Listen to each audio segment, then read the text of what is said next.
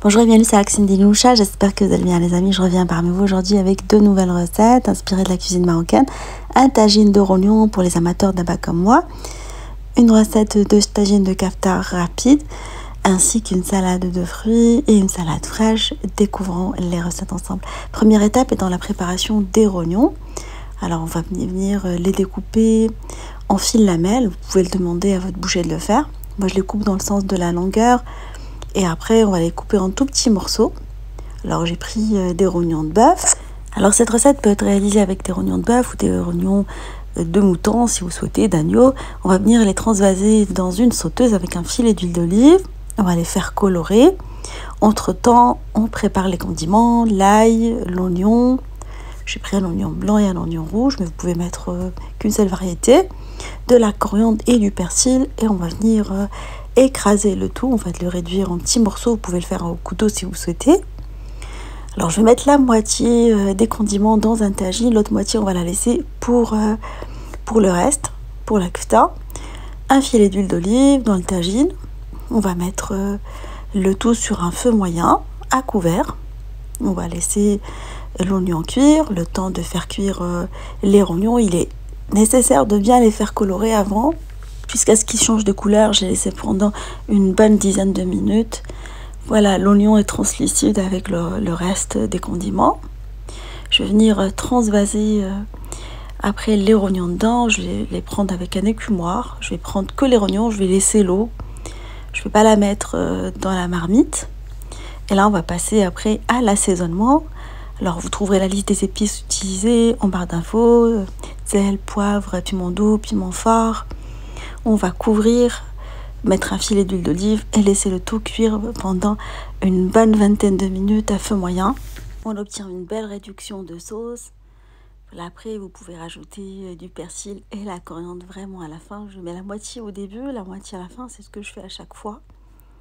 Voilà, ma recette est maintenant prête. On va passer à la préparation de la kefta. Sachez que c'est deux recettes qui peuvent être préparées en même temps si vous souhaitez. Ça, on va gagner du temps. Alors, j'ai pris de la viande hachée de bœuf. Vous pouvez la réaliser avec la viande hachée de votre choix. On va rajouter le reste des condiments conservés. Et on va épicer avec les mêmes épices. Sel, poivre, piment doux, piment fort et cumin. Et on va malaxer notre viande hachée avec de l'huile d'olive. Voilà, il est nécessaire de bien la travailler avec les mains. Après, on va la réduire en boudins, en petits boudins. Alors, on va les prendre avec les mains et on va former des petits boudins. On va les laisser de côté, le temps de préparer le tagine. Alors, dans le tagine, je vais prendre de l'oignon que je vais découper en rondelles. Alors, prenez l'oignon blanc ou un mélange d'oignon blanc et rouge si vous souhaitez. Et on va tapisser le fond d'un tagine avec la tomate également. Voilà, c'est une alternative à la kefta mchouia, à la kefta au barbecue. C'est une recette que j'apprécie beaucoup à la maison, très rapide. Alors vous disposez la tomate également par-dessus. Et on va venir disposer la viande hachée par-dessus la tomate et l'oignon. Mettre un filet d'huile d'olive. Et on va couvrir et laisser le tout cuire pendant une bonne vingtaine de minutes. Après, on va découvrir le tagine et on va laisser la sauce réduire pendant 5 à 6 minutes en retournant les morceaux de kefta. Comme ça, ils vont bien s'imprégner de la sauce. Une fois bien cuite, vous la parsemez avec des herbes. Elle est vraiment excellente, rapide, facile. Les recettes de viande sont maintenant prêtes. Vous pouvez les accompagner avec une salade si vous souhaitez. Alors on obtient une bonne sauce, prévoyez du pain pour les personnes qui aiment bien manger du pain comme moi.